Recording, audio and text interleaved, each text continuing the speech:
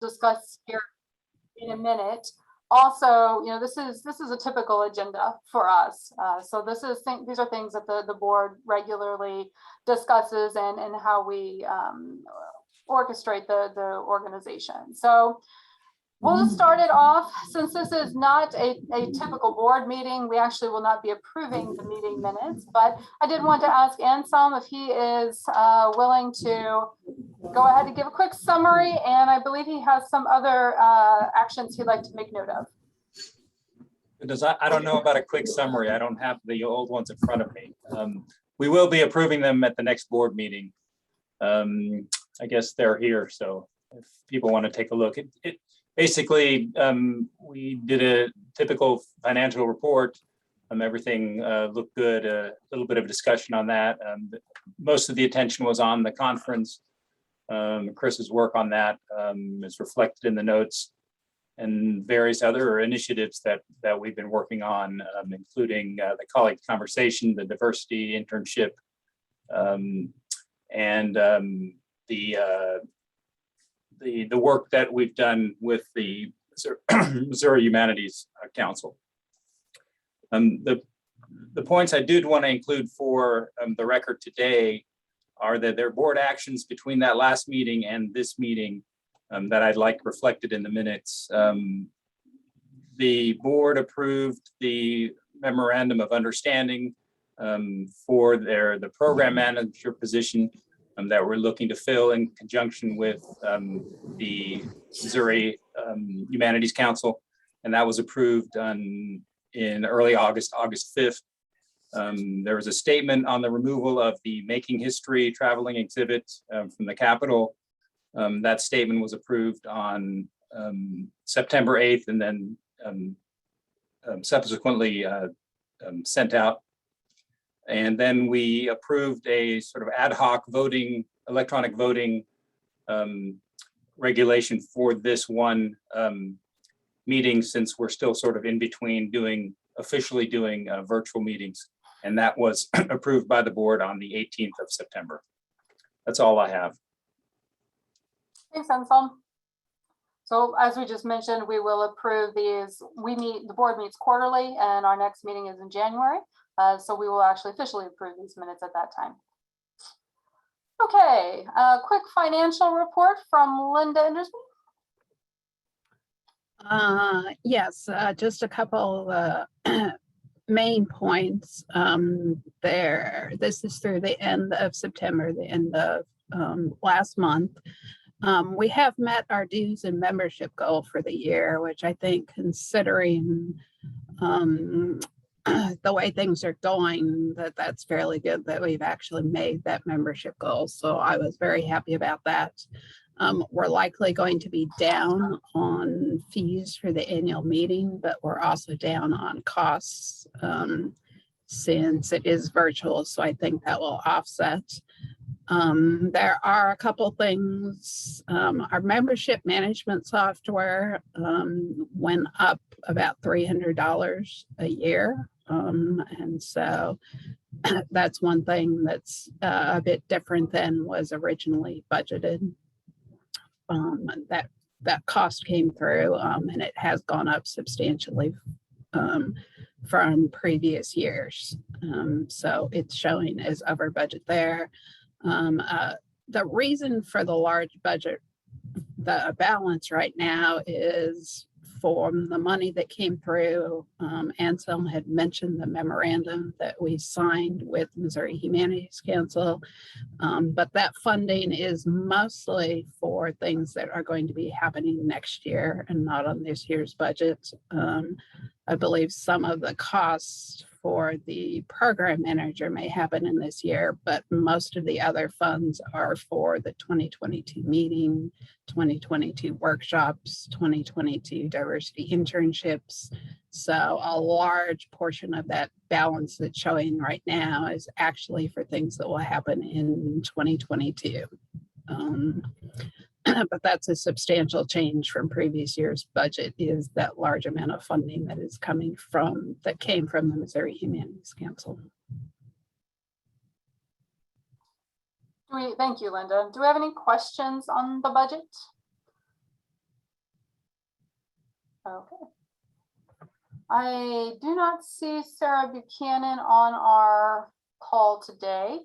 So Sarah Buchanan is actually our membership coordinator. So she has prepared a report for us, and you can kind of see some data there.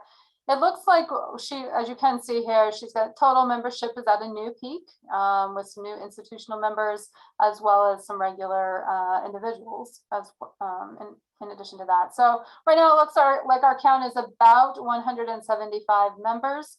And you can see how that sort of breaks down with 6 students, 35 people at the Ozark level, 9 people at a Platt level, which is a slightly higher fee, 20, and then your institutional memberships are sort of broken down by their operating budgets.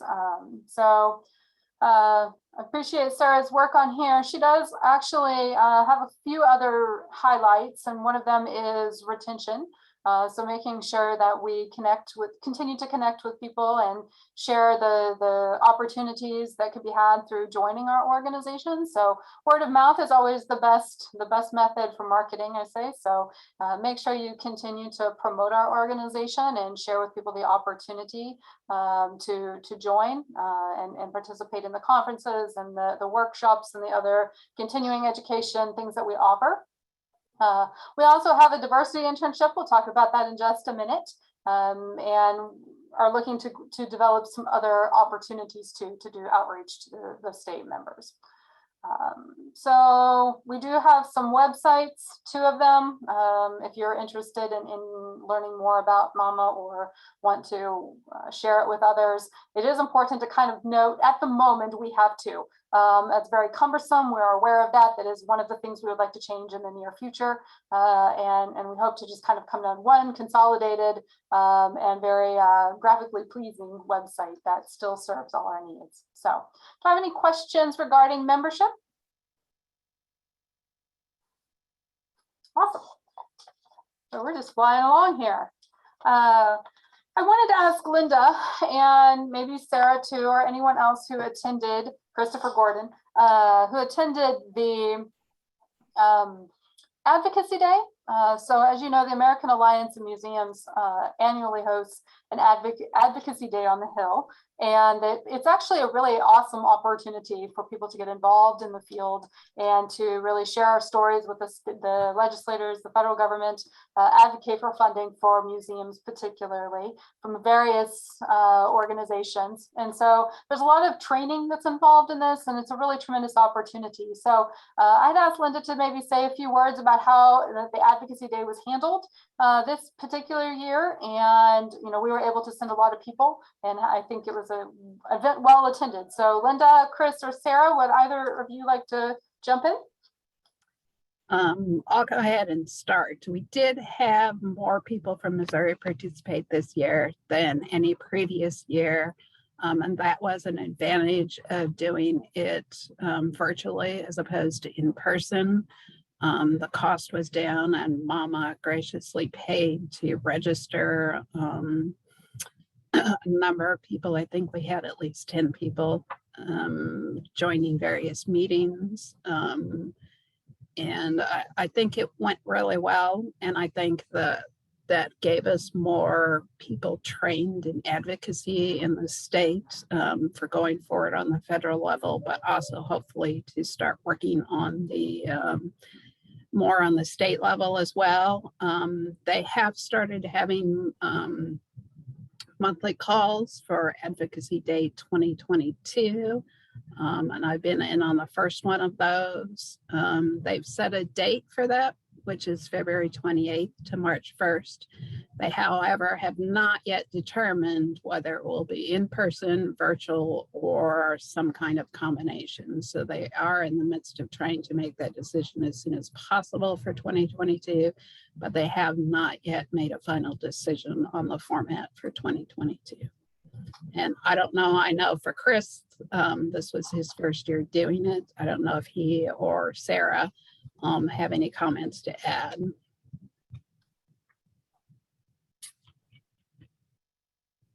The one thing I would just add is I just felt like it was so much more beneficial to have it virtual because we saved a lot of money and we had many more people that were able to attend. I always like to go to DC and make that personal one-on-one connection, but I felt like we had broader representation with the digital.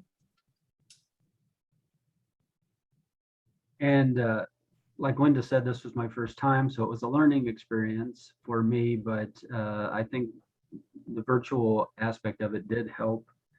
And I can tell you that since being involved in it, I have reached out to our federal officials, federal representatives several times, and heard back from a number of them since then, by email and by phone. So it's a great program.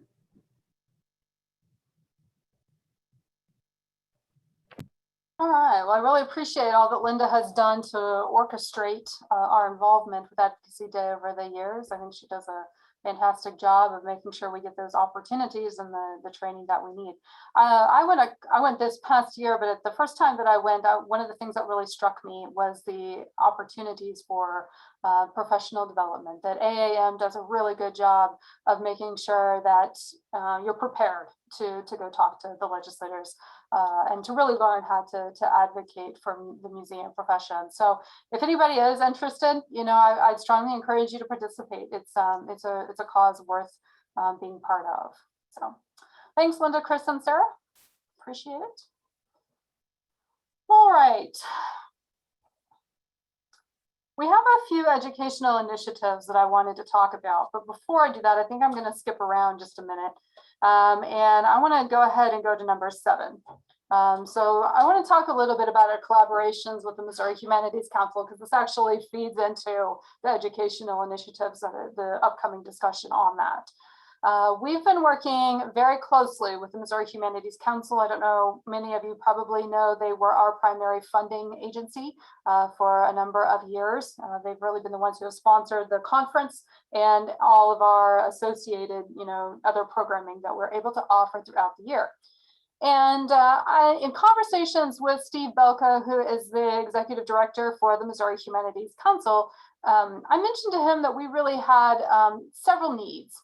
And so over the past few months, I've really been working with them to get some additional funding for the organization. So Linda just gave a budget report to us, and you notice it's a pretty high amount from what it normally is, an increased amount. And a large part of that is actually a yearly stipend. So we are in the process of creating a joint position. This is what we're calling the MAMA Program Manager. That is a joint position between the MAMA organization and the Missouri Humanities Council. I've been part of the MAMA board now for several years, 5 or 6 years, I think.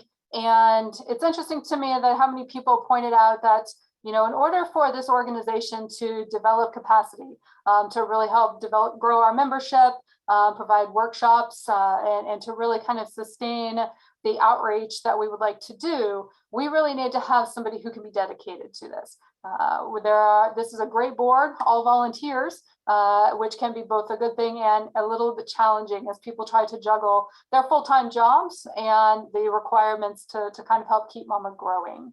So Steve Belko has been pretty fantastic to work with, and we are currently trying to see how we can share this type of position, whose main goal will be to really help the MAMA organization, but tucked in under the Missouri Humanities Council. I think that there are a lot of connections between what the museum and cultural heritage professions do, along with the humanities. The same case could probably be made for the Missouri Arts Council, but I think right now we have a really good relationship with the Missouri Humanities Council, and he's agreed to support this. So we are currently in the middle of a search. That position advertisement went out about 6 to 8 weeks ago. And we are actually in the process of interviewing right now for this position. I'm optimistic that we will have somebody in place very soon.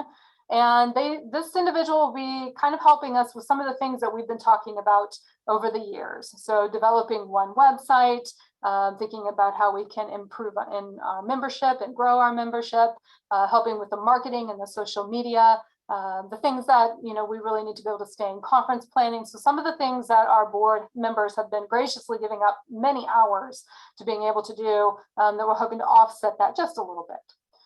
So in addition to that program manager position, you can see here on the screen that we've got some funding for some other things.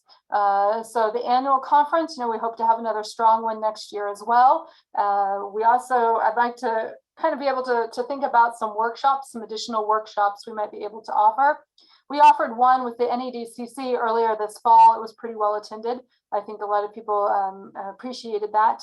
And I would actually like to see us do something additional, maybe a workshop series with the NEDCC. They've really, that organization has, they're one of the nation's best, although there are others. I don't want to be prejudiced here. There are others that are conservation oriented for the United States. NEDCC happens to be in Massachusetts. But they have developed a lot of virtual series that really connect well to being able to do some of that outreach and provide some of those opportunities. It's not necessarily have to be with them, but I wanted to bring this up because the next question I'm getting ready to ask you guys as part of the educational initiatives is to kind of think through some programming options or opportunities of what we might like to see, what you think your colleagues at your institutions might like to see, if there's some potential for other partnerships. Many of us work in higher education, for example. Maybe there's some opportunities for some connection there. So we have quite a bit of money that we can dedicate towards a workshop, workshops plural, over the course of 2022, and I'm looking for some ideas. I'd also mention briefly the diversity internship. We did get additional funding for that. That's something I'm going to ask Sarah to speak of here in a minute. But I wanted to make sure that I have the opportunity to share the ongoing relationship building that we're doing with the Missouri Humanities Council. This has been a very generous organization, and we have a number of initiatives with them. Another opportunity that has come up that we are currently awaiting news on is a federal grant to do a Native American archive inventory across the state. And so we have a number of partners that we are working with, the Jesuit Archives in St. Louis, the Kansas City Public Library, the Missouri Humanities Council, and MAMA have all been trying to work together to see if we can get this federal grant to move that type of project forward. And so, I think that they're partnering up with the Missouri Humanities Council like this will provide many opportunities for not only shared administration or an administrative oversight, but also shared programming and shared projects that benefit the archives and museums professions across the state. So just thought I would share that with everybody. And one last thing that I would actually like to take a moment to announce is that I've spoken very highly of the Missouri Humanities Council, and they are also speaking very highly of us. We are the recent recipients of the Partnership in the Humanities Award. I believe that is going to be announced very soon as part of their 50th anniversary program that they're going to be having come out here soon. So we are I'll read a little bit of the description that Steve Belko wrote. So he says, success rarely occurs in a vacuum, that is, by standing alone and acting without the involvement of others. Organizations, nonprofits above all, manifest this fact most often, and we at Missouri Humanities are most definitely subject to this maxim. He has a number of things that go on to say about how the Missouri Humanities really takes an effort to work with everybody. And he says, with great pride and appreciation, Missouri Humanities presents the 2021 Partnership in the Humanities Award to the Missouri Association of Museums and Archives. So this is really something that has been built, these relationships with the Missouri Humanities Council. So, I'll give a special shout out to Sarah Wilson, who's been our past president for many years, as well as Linda Endersby and Candy Saul, who's not on the call right now. But I think that the past presidents have really orchestrated a lot of those connections with the Missouri Humanities Council and with others, fostered those relationships, and we see a little bit of that reward today. So thank you guys very much, and I was delighted to be able to share that with you. All right, so that handles the discussion on the collaborations with the Missouri Humanities Council, and I wanted to turn our attention now to those educational initiatives. As you can see, we do have some funding, so I was hoping for a few reports on what we've done this past year, just to make people aware of them, and some opportunities for the future. So Sarah, would you have an opportunity to talk about the diversity internships that you've been working with? this past year? Absolutely, I'm happy to share. We did have one student that was interning with Amber Clifford Napoleon at the Central University here in Missouri, and that internship was completed at the end of the summer. And then we currently have one intern at Northwest Missouri State University interning with Alyssa Ford and the Nottoway County Historical Society Museum. Both are working on great projects that will benefit the field. I think we have one internship left open, if I'm correct. We need to kind of double check and make sure that between last year's fiscal year and the upcoming fiscal year, we know how many we have left of the Missouri Humanities Council stipends. But so far the program's been going terrific, and I think it's really beneficial that we'll have some funding for it to move forward. Okay. This was actually has been a topic of conversation for our board for a number of meetings now, and it's something I think that we want to make sure that we focus on in the future. The diversity internships offer a lot of opportunities to connect students with organizations, to provide some hands-on work experience for them. And so I would really like to see our organization take some ownership of these diversity internships and help really think about what it means when we award these.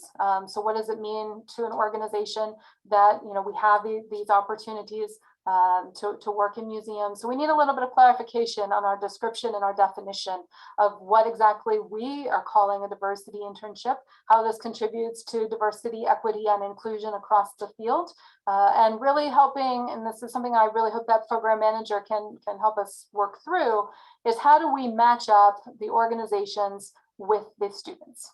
So if anybody does have an internship program that they think might be able to formulate some of those guidelines, we'd love to hear from you, and look forward to doing some more fine tuning of this program in the future. So thanks, Sarah. Sarah, without getting into the weeds too much in this meeting, do you know what kind of projects the interns were working on? Yes, I believe the intern that was at the University of Central Missouri was working on a project looking at the NAGPRA collections and Native American collections that they have there. And then the internship up at Nottoway County Historical Society, if Alyssa Ford is on, she can do more detail, but it's a really interesting project. They're expanding their research on some of the women's studies, I think, as well as African American minority studies for the Nottoway County. Okay, thanks. Mm-hmm. Okay. So in lieu of having in-person workshops this year, we have also gone to virtual workshops, or virtual, what we call colleague conversations. For those of you who may not know what these are, Sarah Wilson actually started these at the start of the pandemic as a way to connect to the museum professionals around the state, to kind of help guide some of the responses and some of the decisions that had to be made. And we've continued these over the course of 2 years now. And this past year, I was just going to let people know we've kind of tried to limit it. We rely on board members to run these and to come up with a topic. So we were able to do 13 of these this past year.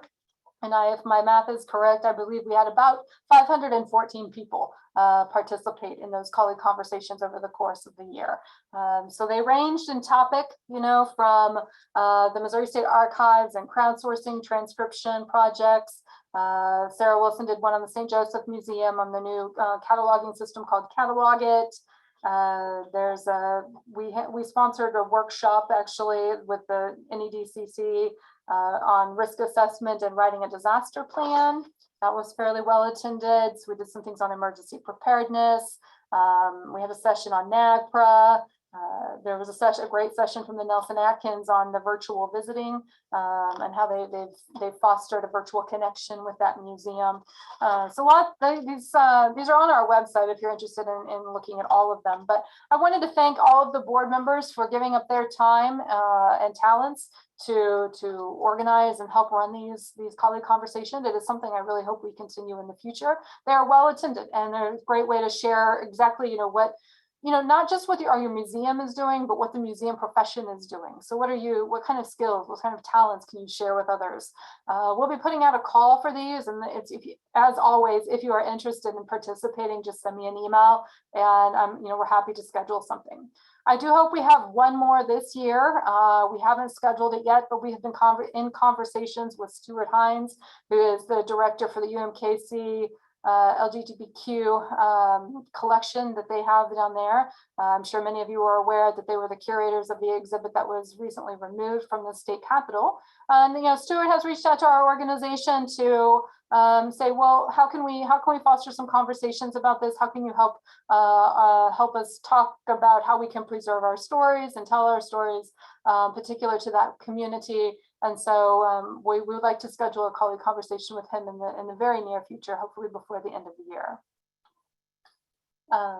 Okay, so any questions on the colleague conversations? All right.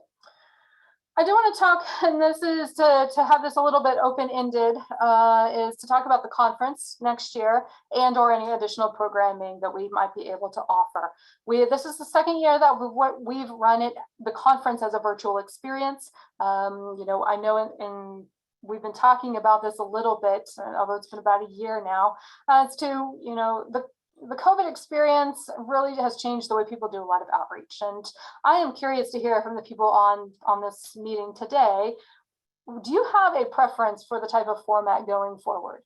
A lot of conferences, I started traveling to some in-person conferences recently, and they've made it very hybrid. Where you have a part virtual, part in-person. Some people really thrive on the in-person. Some, the virtual experience is much cheaper, but many people prefer not to really use that as part of the in-person experience. Some of that networking can get lost if you're used to meeting people face to face. So I'm kind of curious what people think about if there's a preference for the format. And I'll just open it up to conversation.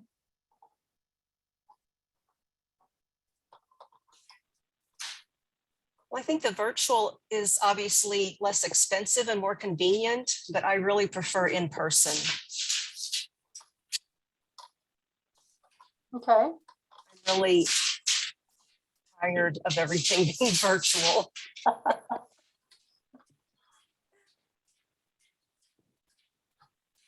Hi, Mary Stansfield here. I'm on the phone because we're having issues with the internet.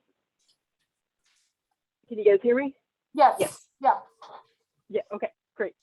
I completely understand the, I guess, virtual fatigue that a lot of us have been going through. But with it being virtual, we have been able to bring so many more people to the conference that we would never have been able to send to an in-person conference. So I actually don't know what the state status is as far as travel, if we are able to travel places or not at the moment. And I don't know what that's going to be like next year either. So my vote is strongly in favor of another virtual conference, just because the cost, the accessibility, the way it allows a lot more people to be able to attend a conference than would have been with a traditional in-person conference. Thanks, Mary. And I don't know how to re-mute myself, so I'll mute you. if somebody wants. I have to agree with Mary's take on that. I agree that virtually we're going to reach a lot more people than we ever would in person. I personally like the in-person conference far better. That's just my personal preference. But Amanda, I was also thinking about our recent Rotary meeting where we had a hybrid that you just mentioned, where some were in person, some were virtual. There were far more in person than there were virtual.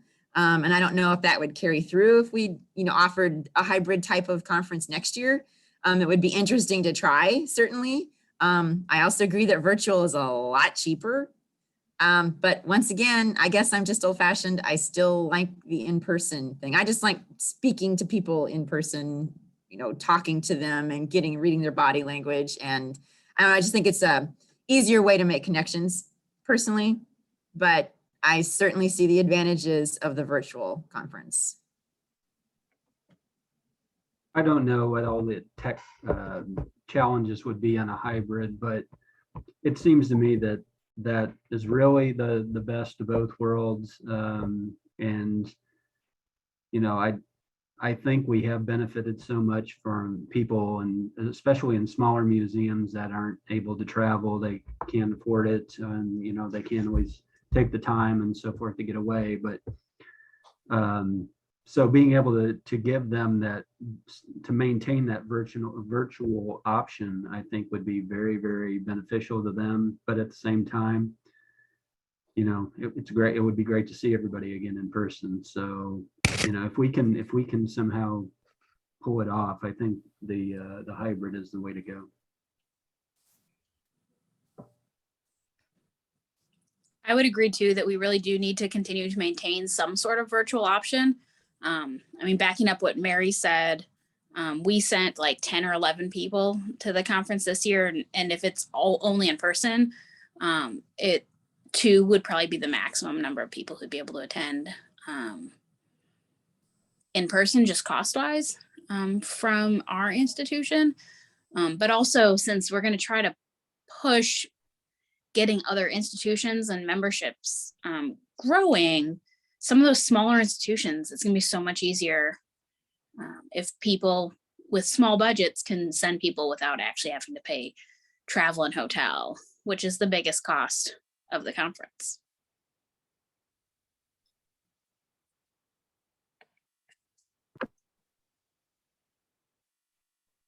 I'm curious to hear from some others who haven't spoken up yet. So Stephen, Jamie, Sarah, Buchanan. I mean, I have mixed feelings. I mean, partly, I mean, having the virtual option does allow a lot more people, a lot more accessibility. It's a low bar. But I think it's, you know, when you're in person, like for me, like I'm all in, you know, I leave, I'm there, and I'm just there. And you know, I was late to this meeting because I had a meeting, you know, go long, and you know, I didn't go on the tour because I had some advising appointments, and you know, so trying to juggle being here and meeting the demands of being here and finding time to attend the conference, you know, I don't see all of it, and that's fine because you know, it doesn't cost that much. But you know, so personally, I like the face-to-face and the interaction, but I recognize that, you know, if our goal is to reach as many people as we can with the content, even if they're cherry picking the sessions, that having a virtual option as well might be worth the extra effort. I admit that if we weren't meeting virtually, I would not be able to attend this conference due to personal commitments this week that I have. So there you go. I do think in terms of professional development over the course of the year for 2022, it would be nice to be able to do some of each and to continue to do virtual, but then have a couple in-person workshops in different parts of the state. We do have the funding for workshops from Missouri Humanities Council, and we might try to do some of each in terms of over the course of the year. I'll say, I don't know if you guys are following the chat, that Jamie just put something in there, that it might be something to think about doing a hybrid option, or maybe even rotating, doing a rotating schedule. So maybe virtual 1 year, in person the next. You know, so, this is, I think, a hybrid option would be interesting to explore, but doesn't know if it would be live streaming or just having the videos of each session available after the fact. So, I mean, just some things to think about if we do decide to go a hybrid route. Those might be some good ideas. And I think some people are doing the rotating, actually, 1 year virtual, 1 in person. You know, there's many organizations that do every 2 year conferences. So that's an idea too. Along the same lines here, I want to make sure that we're cognizant of our time. So it sounds like everybody's really mixed. I don't know that I'm coming away with a clear delineation from everybody or clear guidance in terms of, do we want to do a hybrid, or, there's benefits to in-person, there's benefits to virtual. So, I'm sure our board in January will make a decision one way or the other. So to those of you who will be present at that meeting, just start thinking about what way you want this to go, so that we can make sure that people are accommodated. Amanda, this may be something to task the new program manager with, to sort of take a look at the hybrid option, what that would entail, costs, how much we would lose by, how many people will we lose, as well as how much money we would lose by choosing one option over the other. It's a good idea. Okay. That being said, I know Linda brought up the more broad picture of programming. And so I'm curious if anybody has any specific needs or desires for programming topics this year. Thank you, Amy, for your comments in the chat.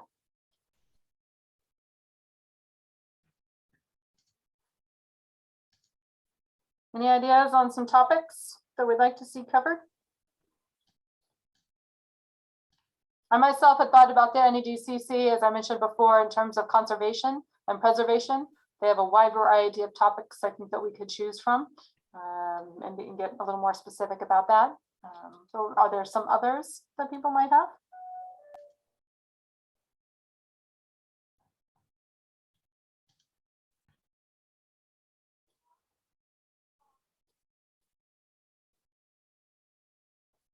Don't everybody talk at once. I think this is another situation where we should really reach out to all the membership and, with a polling type situation, and ask them what they would like to see. Considering we're all different sizes in different parts of the states and stuff like that, and the needs are slightly different, it would be nice to kind of get some input from membership and see what they would be most interested in. I could do a thing in November's newsletter and say, if you have any ideas, is there anything you're interested in a workshop, and they can just either submit it to me, or if there's a better email address, actually, yeah, they can just send it to me and I'll compile it throughout the month or so and share it with the board. I mean, that would be great, Mary. Thank you. Okay. I had to step out for a second, so I apologize if somebody said this, but I think that, we're at a time where, topics about presenting difficult history, being more inclusive, that's I think an evergreen theme that we could all use more, information and tools. And I know we've tried to do some of that in this conference, with the keynote, but I think that that's something, to be thinking of and having on the schedule. I think Alyssa Ford is doing something as well related to that topic. Okay. Well, if you do have any ideas, or you reach out to anyone in your areas of the state, don't feel free to pass them along, and we'll see what we can make happen. Okay. I'd actually like to turn it over to Sarah Wilson, if she's available. There she is. In regard to our nomination slate, just to remind people that we are up for a kind of changeover in the board. Sarah, you want to speak to that? Yes. I'm going to share my screen.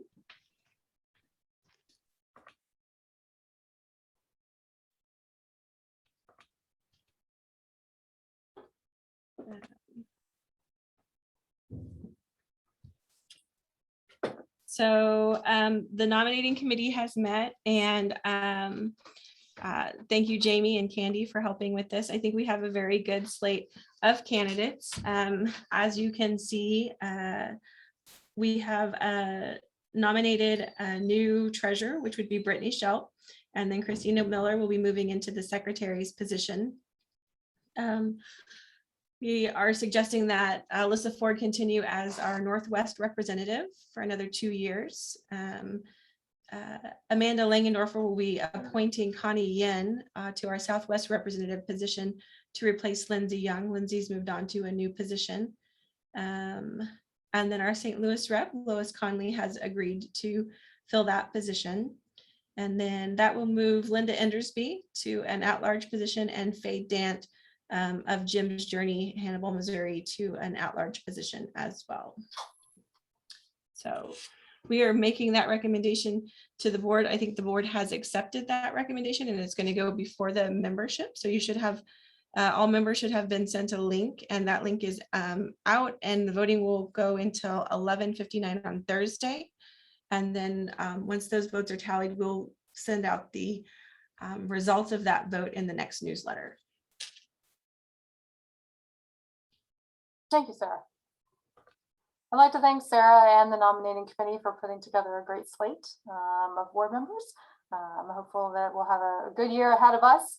And that being said, too, share my screen one more time. I did want to give a special thank you to the people who are stepping off.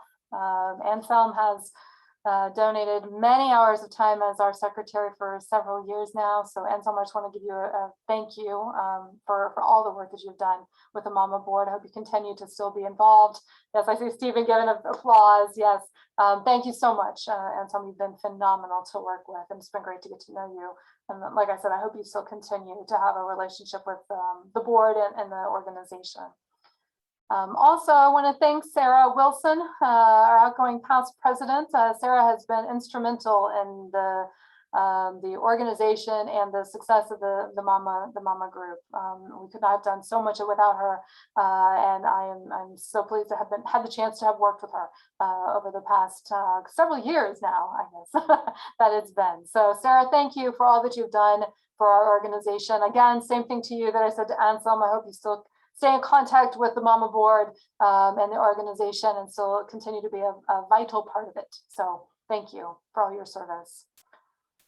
Candy Saul and Lindsay Young, I don't believe are actually on here, as and neither is Laura Callan. So I'd like to thank each one of them too for their contributions to our organization. You know, Lindsay has taken a new position. Laura Callan has decided to step down for various reasons. And Candy Saul is always a part of Mama. I think she was a president and has been, again, an instrumental part of the organization. So we still hope that they will all continue to have good relationships with Mama and be part of the organization fully. So we just want to say thank you to all of you. Also, last but not least, Linda Treasure. Linda Treasure, sorry. I do know a Linda Treasure, but Linda Endersby is serving as our treasurer this year. She has served in that capacity for a number of years now. And, you know, in addition to being the awesome Zoom manager for the conference and so many different things on the board, you know, you've done such a phenomenal job. I'm very sad to see all of you go and these roles, but I'm delighted that you're going to remain with us on the board and help, you know, help us move forward in the next year. So thank you, Linda, for all your services, the treasurer for our organization too. So, okay, I think that about concludes it for me. Did want to remind everybody that we have a great fun time ahead of us this evening, a virtual happy hour. I hope everybody can come to our evening reception, celebrate the wonderful sessions that we had today and get a chance to actually have some conversation. So that's 7 p.m. Zoom link has already been sent out. And so if anybody, you know, I hope everybody can make it to that.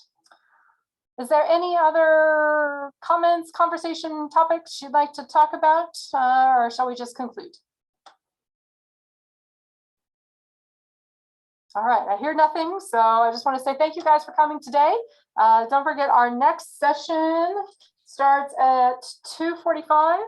And that's going to be reimagining Truman. So kind of a highlight to the new Truman Presidential Library and Museum and their renovation. So I hope everybody can get a chance to make that as well. So thanks for coming. It's great to see everybody. And I look forward to seeing you tonight at our virtual conference or our virtual happy hour. Thank you.